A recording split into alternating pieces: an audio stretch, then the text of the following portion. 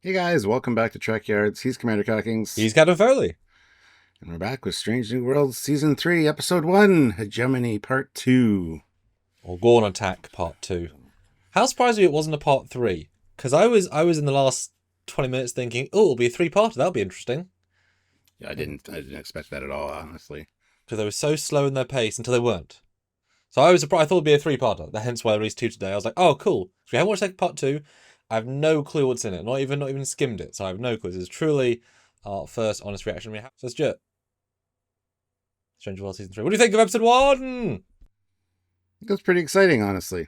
A lot of great visuals as well, and everything kind of just fell into place, honestly.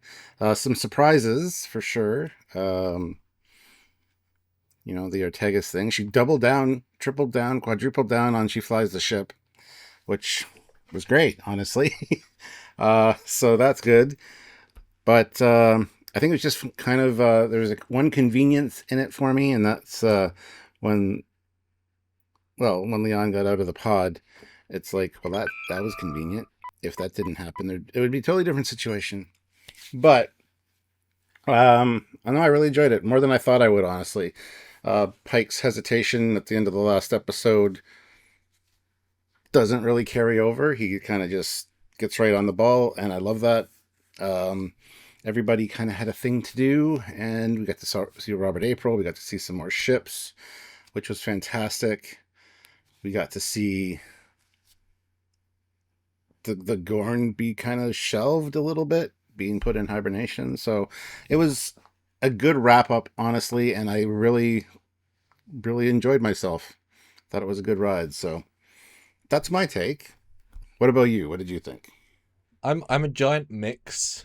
I have a lot of questions. I both really enjoyed it and thought it was really mid. Like, really mid. And I'm confused why I have two very different opinions. Which is, I think, for my first time in all these treks. Like, there's great. And also, Does it make any sense to you when I say that? Yeah, yeah, I would say maybe. Yeah, because I thought the pacing was. I think the first half and the second half are different. They feel like sci-fi episodes. In the first half is a very refined, well-paced exploration of what's happening, with a lot of nice maneuvers and things like. And then the stuff at the start is convenience-based. It's not rushed, but it happens really easily. There's very little challenge, and there's plot holes. There's quite a few plot holes throughout that don't quite make sense. Luckily, the flow of the episode hides them in a way that's like, oh, that's nice, moving on. But the episode's so strong, it's just don't think about it, which is a problem, but also it was so good. And I do think they wrapped up too quickly with certainly a lot of, like I said, convenience, and I was definitely not expecting a little finality we got at the end, because, like, what you've done here does not change much, but yet you're playing it as if you've changed everything. So, weird. It'll be worth talking about for sure. I mean, it does kind of solve the arena conundrum. Like, yeah, the Gorn have been in hibernation. Why is there a Gorn attacking? A little bit. So I'm glad they kind of addressed that. We got to see more Gorn doing Gorn things. Still not super impressed with that, honestly, but it is what it is.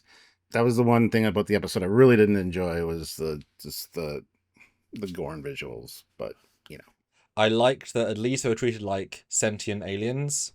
yes, We didn't get any chest bursting, back bursting. We didn't get any feral stuff. It was all, here are the adults. They're flying ships. Like, it was treated like a Gorn, more like a Gorn, right? Cool. That was nice to see. But didn't get any language, didn't get any, like. And I suppose, yes, if they're in hibernation, you could argue maybe they evolved in between to look different. Because now if that's genuinely a hard stop, we've finished the storyline. They could say they went through metamorphosis and changed the life cycle between this and TOS because of a couple of years. You know, a giant, if it's a race wide anomaly, that could there's a possibility, but I get the sneaking suspicion that the ways it was wrapped up so quickly and not based on how part one was, is that they were going to have Gorn be further in the seasons, but the reaction was not as strong as they thought, and the Klingon reaction was stronger than they thought. I think they've decided to swap the Gorn for the Klingons, because Gorn was going to be a safer bet if Klingons were still disliked, and so now they've finished that arc abruptly because it absolutely felt abrupt, and now we're going to bring Klingons back in and kind of like do something different for 4 and 5. It's how I felt. Well, with that, based on how like, oh, we're done. Oh, okay. Kind of best of both worlds. Like we have this plan, and then we change it last minute, so then we're going to wrap it up in a way that's like, oh. It's funny you said the Klingons too, because the new opening has a really cool Klingon scene as well. So Definitely foreshadowing. And I can imagine that politically, if the Klingons are going to replace the Gorn, which I'm absolutely fine with, if the Federation always already on alert from the Gorn, they always had a big invasion, then they might see Klingon aggression more negatively, and therefore that might trigger the Cold War, because they're now in a state of heightened tension. Like it, good, fair reason, right? yeah, I could see that. well, they do mention that Starfleet's weakened because of the Klingon War in this one. So if hostilities reignite with the Klingons, obviously that would just set up a Cold War kind of stance. The big confusion I have in the Gorn narrative is like I said, the last half, because they go to this binary system, and then a Gorn disappears in the middle of two suns, and disappears with a vroomf, which looks like an FTL jump or a universe-changing effect. They say it's hidden, but the way it disappears is not framed in that exact format. It's framed as if it disappears. And they explicitly, well, they guess, but the story tells us it with such vigour. That's their homeworld. What, between two suns? That's not true. So are they telling us that there's a portal between the two suns of gravity that takes a Gorn somewhere, which is kind of how they visually represent it, and therefore that's the doorway to their home world? Because both those things were said, but I don't see how. What did you take from that? Because it didn't make a lot of sense to me in the episode. I saw a jump of some kind, a gate, a portal that sent them to their home system at least. Which when when Pike said we're going to follow them, everybody's like we're going to come out in their system with multiple ships, like we're going to be toast.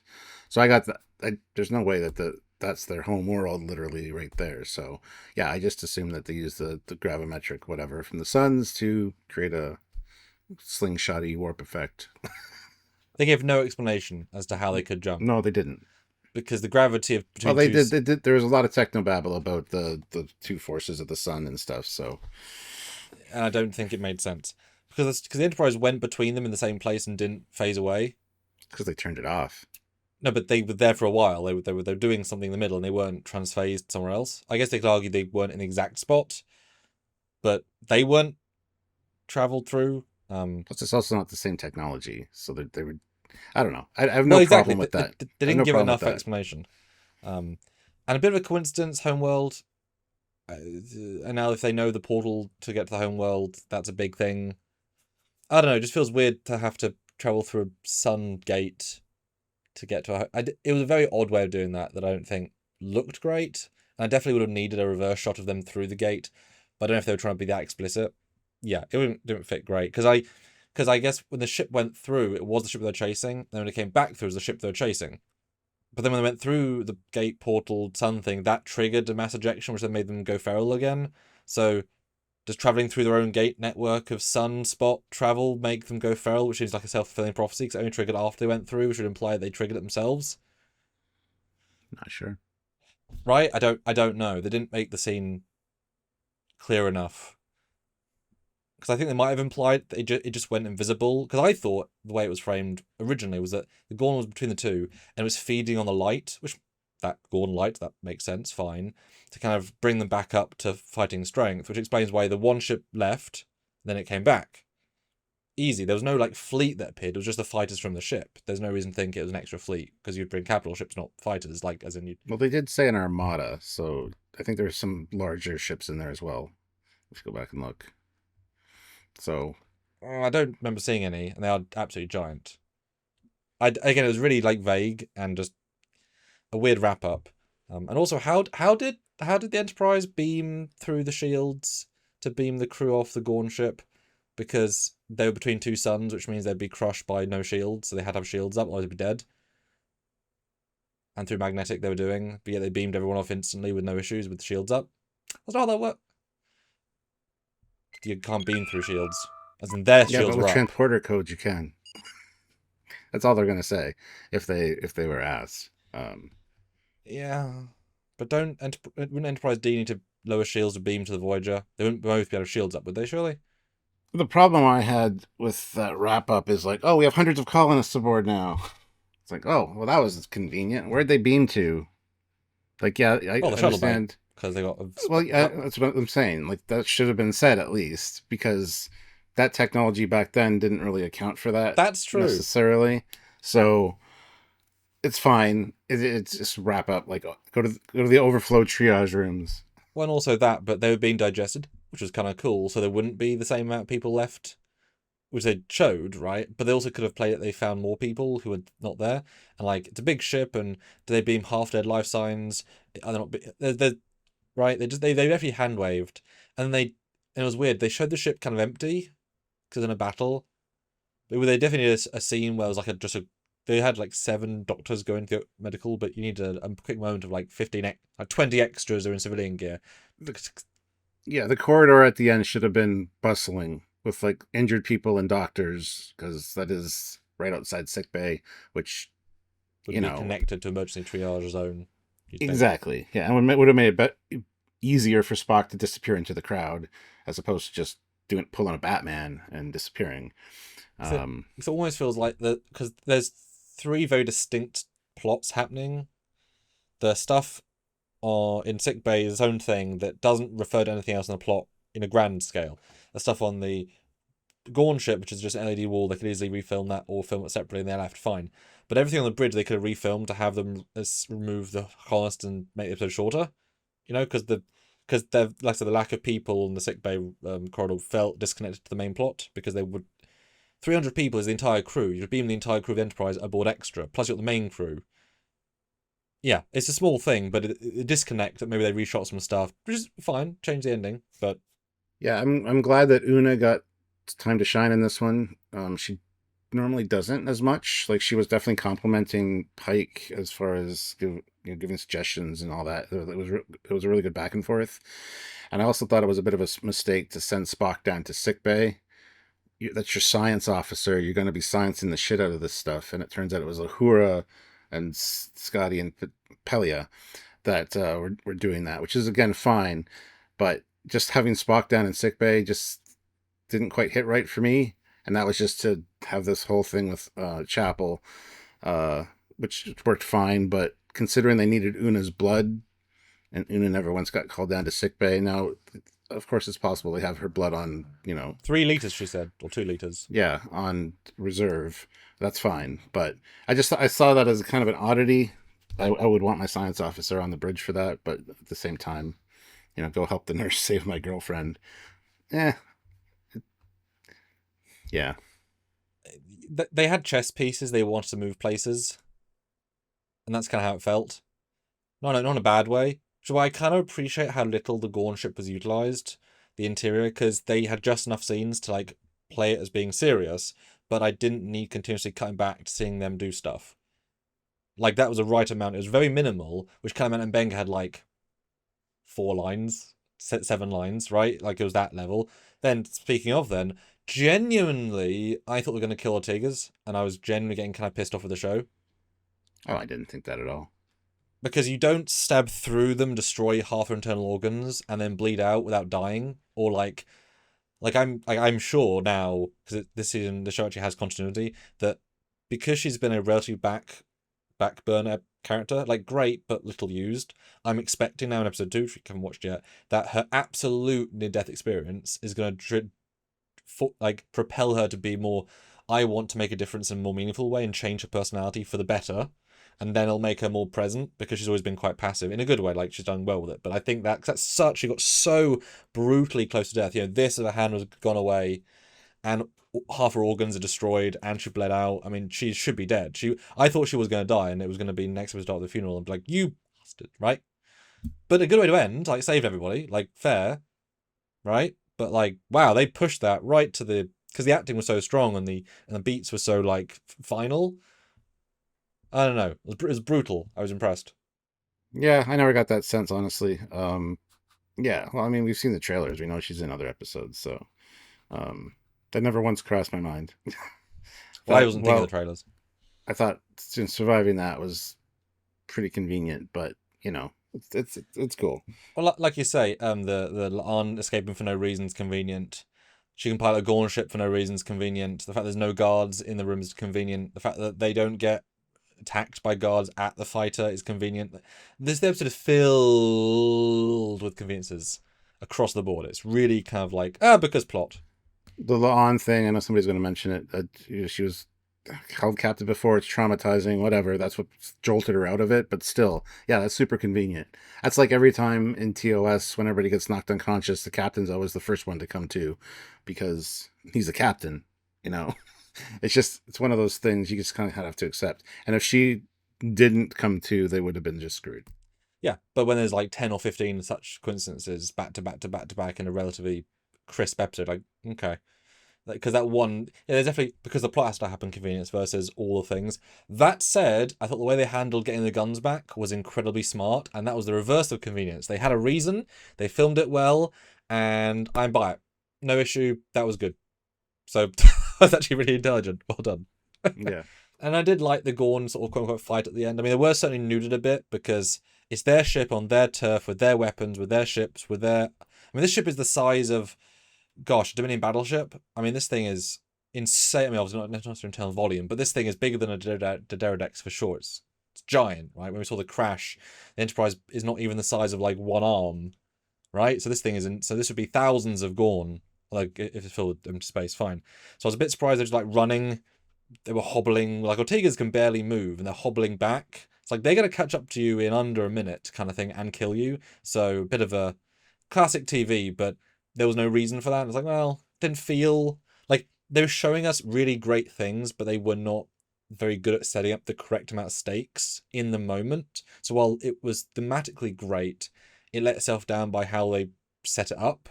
Hence why the great and the medium. Yeah, when they were charging in and you saw the ones crawling on the ceiling, I'm like, oh my god, xenomorphs. But you had some, running bipedal, which is great. So that's good, I guess. And a hand-to-hand fight, kind of. Yeah, it mixed like a mixed bag. And if that's the end of the Gorn, I'm like, we didn't even get one talking, one bit of on the bridge. Like, that's why it can't be the end, because they've done them okay in this episode, but like... But I guess at least they tried to have their cake and eat it too by introducing them, using them, villainizing them, evolving them, and then reversing that and just putting them in hibernation. I guess that's a win because now they're out of the show. If that's literal, I guess. Except half the Starfleet knows about them now, and therefore no one will be surprised in Baz Terror because they almost fought a war. The one thing that was distracting to me slightly, and I totally understand the reason for it. There were a lot of shots of Uhura from the side, and she had a cone head thing going on because she's grown her hair out since. She had a bald cap on and then the fake short hair to match last season. I know in the next episode it actually is curly and puffy. So there's a time jump between this episode and the next one. Or she injects herself with a growth. I know exactly why that's the way it is, but it's just distracting. Film her differently, please. I thought, yeah, she looked slightly odd. Although, if that is her full hair in the bald cap, that's amazing compression. But I just thought her black hair was a bit too long based on how she was last season, how I remembered. I just watched the last episode last night and it felt fine. So I thought her hair was too long and her head was a bit, like, more big. But I thought it was the hair. And it was too black, which might seem odd. Like I said, little small things. But if it's fake hair, the wrong size, and her head's bigger, as I just expressed, because of a bald cap, then that makes sense. So yeah, but what can they do, right? They can't... Which is good. It's not a wig then for next episode. Like, yay for real hair, but yeah, you've then got to grow it out and then force it back down. I liked how little they used Pelia and Scotty. I thought they were nice and restrained on that because we know they're important, but they were used appropriately and I wouldn't say tastefully because they had to like see how the chemistry was. That was a test episode, like, you know what I mean, to see where they go. Like how Pulaski changes throughout the season, you evolve it. But I thought that was handled well. Bit rude to Scotty in terms of do it because we're going to die, but also that tracks, and he's young, so it tracks differently. So I thought that was actually well handled. It was used enough, so we didn't need too much of them. It's already quite a dense episode, so more would be like overstuffed. Yeah, there's going to be a lot of Scotty growth this season. You can see that coming a mile away. I had forgotten, and I hadn't rewatched the last season in a while, and we've talked about leading up to this, like what do we expect this season. I'd completely forgotten that they got Captain Patel back on the Enterprise. I thought she got beamed up with all the colonists and everybody, but no, she was on the Enterprise, infected, and I love that whole thing, like 100% chance of fatality. Um, and then to start to use the drill or the laser to pull the thing out, and then I like the solution. Very elegant. Just they're hungry, they're coming out. That's what they want to feed, so just feed them, and then it's get reabsorbed into her body. Well, but it was an elegant solution to the problem. I got to admit, didn't really expect that. Yeah, I thought I liked three twists of unexpected that because I'd said to you a couple of days ago, I don't see for a second they can spend the episode having a battle around the planet. There's going to be other things happening that we don't know, and I was pretty sure that was exactly what happened. Didn't expect him to try and leave his crew on the and then go back. Like there was a bit of a back and forth there, which I liked. Chasing it was interesting. That allowed something new, and then the ending, of course, with the sun. So there's new things you couldn't have predicted, right? Which I liked. But yeah, the thing with Patel, I just watched last night, so it was very much next part, which is why the hair stood out to me, because like that's not the hair you had. My only annoyance, quote unquote, is that it felt more like the JJ because Khan's blood. They approach it like Khan's blood, as because now once you set this up as we can do this, now you can heal people with her blood, which is on tap. Now, obviously, from last season, it's illegal to do infusions. That's a big deal. That I remember that from last season because any part of Illyrian means you're illegal. So I assume that'll be a big part of season 2. Is that now she's now going to be part of Illyrian technically, legally, genetically, because it can't go back. The thing overrides human DNA, and that'll mean she either can't be captain or she'll whatever. And that's why Pike loses her because she has to. All shows a prison. Like that's now a huge plot point. She's now part of Illyrian, and she judged him at the end quite severely. She's like, "Dude, you just broke the rest of my life." It's like, yeah, but you have one now. Like that makes sense, but it's like, ooh, that is going to cause some stuff, which is cool. Illyrian is an interesting concept, and Khan's blood, and showing the repercussions of that allows you to use it as a god trick. If it's like, and now you're in prison ostensibly, or like you could be.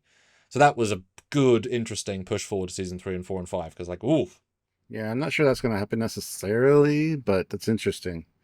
it To see what should do this. based on the principles of seasons 1 and 2, based on the laws they set. Hopefully that gets addressed for sure. I mean, seeing Robert April was great. I love how Pike's just calling him Bob. Bob. That scene in the ready room was really well done. Yeah, I was expecting more of a I'm going to go against protocol, but the official, unofficial. Like it was nice seeing them be friends. These are your orders, but if you find a way, do the thing. And also, I love the clarification earlier from Pike. Like, what was his exact orders? To return, but he didn't say immediately. Love that Technicality technicality. that will not get you court-martialed, but that will get you in trouble. Yeah, that I thought Pike was really interesting this week because he was very assertive, but in a team way, which is what you led to at the start. He jumped into action, but in a way that felt strong and strong and capable. He never let himself down because sometimes they could do that a little bit to make other things feel bigger, but they're good at doing it, having the team atmosphere, and he did good in this, having those relationships with the Admiral, making these decisions, while also then, like I said, choosing to leave his crew by leaving the buoy and going after the ships to save the Federation. I really respect him for that. Like, it sucks to lose your 4 officers and random colonists, but everyone else, like that's the right decision to make. Didn't happen, of course, but I respect him more for doing that. And then, like you say, well, like I say, the end I thought when he sort of broke down minimally and just said "shut up" basically to Patel, like calm, like that I thought was like it's such a strong man move to show emotion like that while still being assertive. Like that was like, no, I'm being as truthful as I can to myself, just saying stop, just hug me. That I really liked, and he almost prayed, which was a big thing about Discovery. He might have been reshot as a character and being huge religious to not. But I was like, that's fine.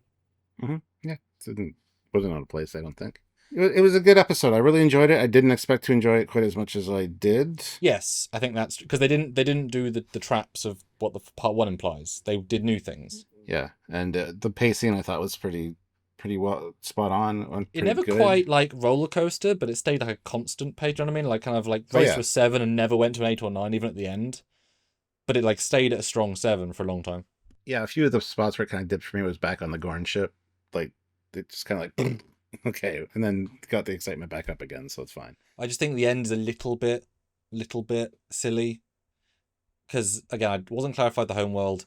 And are they seriously saying that because? And this is a question to you, Stuart. Are they actually saying that by magnetically pulsally tricking one ship, that's for some reason going to have them make every other Gorn in the galaxy go into hibernation, despite them not seeing it. Because I don't understand that at all. I think it goes into your confusion of is that the home world or not, and I think it probably sends radiation to their actual home system.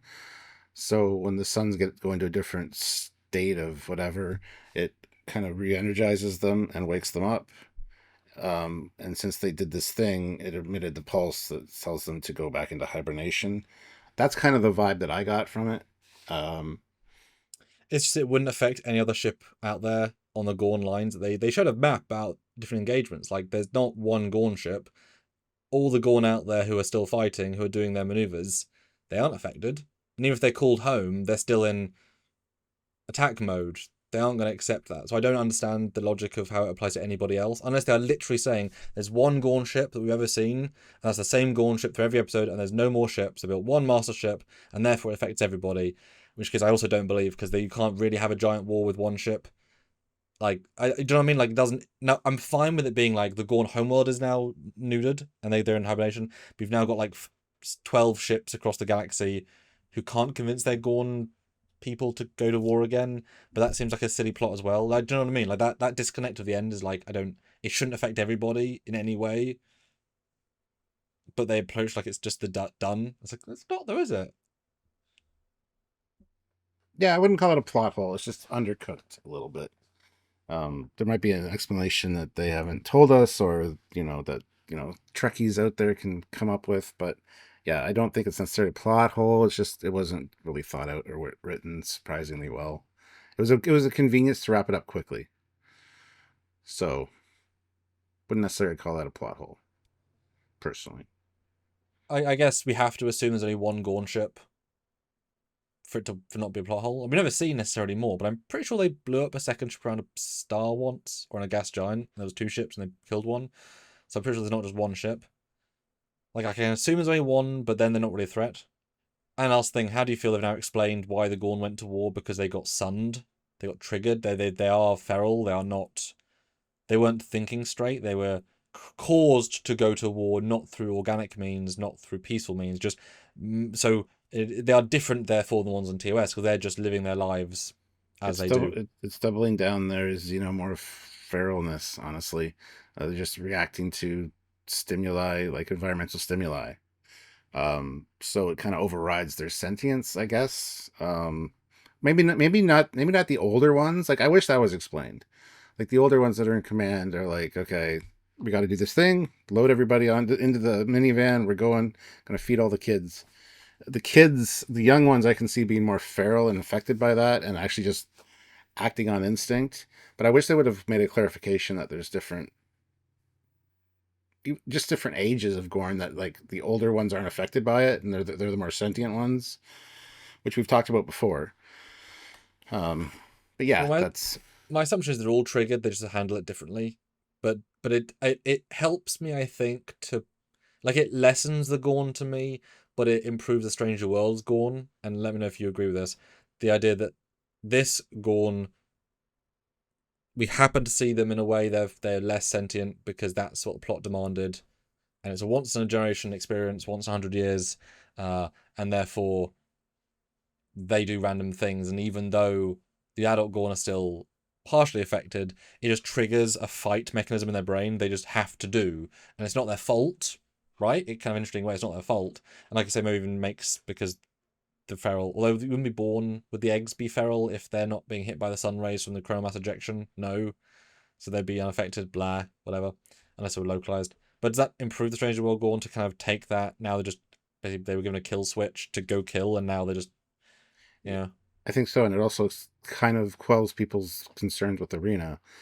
Like, what happened to this one Gorn ship? Did it get blasted with some kind of radiation that made it want to attack a Federation colony? They were claiming it was still within their space, so obviously they're still not in hibernation. They're never really in hibernation, like the literal definition. They're just not on the attack. The impulse of the fight mechanism is just top off. They can think. Yeah. Guess what? Yeah, they're patrolling their space and stuff. So I don't know. I think it kind of helped a little bit, but it's still not my favorite part of Strange New Worlds is the Gorn. Yes, and I you could probably also justify there are subspecies, and this version of Gorn got triggered by the chronomass ejection because their biology is slightly different to the Gorn. Kind of like the Zindi, we call it Zindi, but they're really 765 alien races. So if that is a little retcon they do, that they all count as Gorn, like Remans and Romans are close but not. Not quite them, but more Zindi. And it's like those ones went feral. Maybe at the end of the show we'll see one, and they're like, sorry about that last year. We got a bit messed. Like our brothers got messed up by this thing, and we, got to let Gorn be Gorn, even though we're like that. Probably is a nice gentle retcon they can do, especially if there's only one ship, or two ships. There's that. Just those Gorn went crazy and kind of went. I enjoyed it. I'm glad season 3's out. I'm glad Strange Worlds is back. I'm looking forward to watching more. We're going to be watching the next episode right after we film this, and then filming that review. So if there's something that we talked about that's explained in the next one, we haven't seen it yet. So that's, It's a truth review. It's honest. Yeah.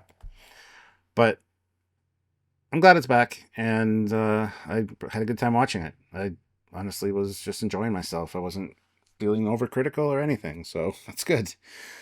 Yeah, like I said, for me it was the gentle build up of things that didn't quite make sense at the end as a scriptwriter and a story person. But it was pretty darn good, and I think if they add some additional dialogue throughout the season about what happened, really, like just little things, they can fix even more. It's close, right? Oh, I think that's definitely going to happen. Be like a briefing of like, this is what the state of the Gorn right now. They're very isolated in their system or whatever, blah, blah, blah. Yeah. And actually, I would not be surprised if we do get one episode where a real Gorn, quote unquote, comes out and like, sorry, and then some other thing happens. Like a secret version, and it's like the Gorn. It's like it's not. It's different, and it's like this is really interesting, and it can't like that. I think could happen. That would be now. amazing. And actually have both, and you could even have the giant Gorn, amazing prosthetic. I mean, the design is great, just not that Gorny. Be behind a normal Gorn like the Linus as like his guards. So you have a cake and eat it too.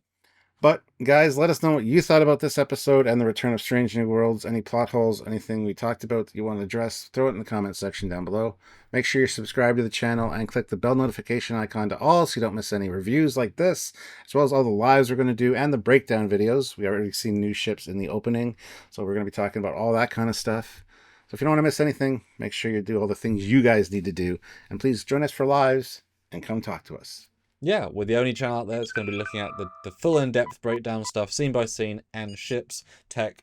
No one else is going to do that, so if you want to put your thoughts in to watch those videos, look at the comparison renders. The show is being released in 4K, so these will be properly high detail comparisons, looking at the sneaky things that you might not even seen on TV, you might not have got in 4K, so do check in for that, all the tech, all the knowledge, and the lives as well. We're going to have interesting debates. I'm sure we're going to have a Gorn debate this coming week, etc., etc., see what people think, because I want to know what you guys think, right? Put in the comments and join the lives. And keep watching Trekyards for the only coverage like this on the internet. So until next time, he is Commander Cockings. He's Scotty and Foley. Bye, guys. Bye, guys.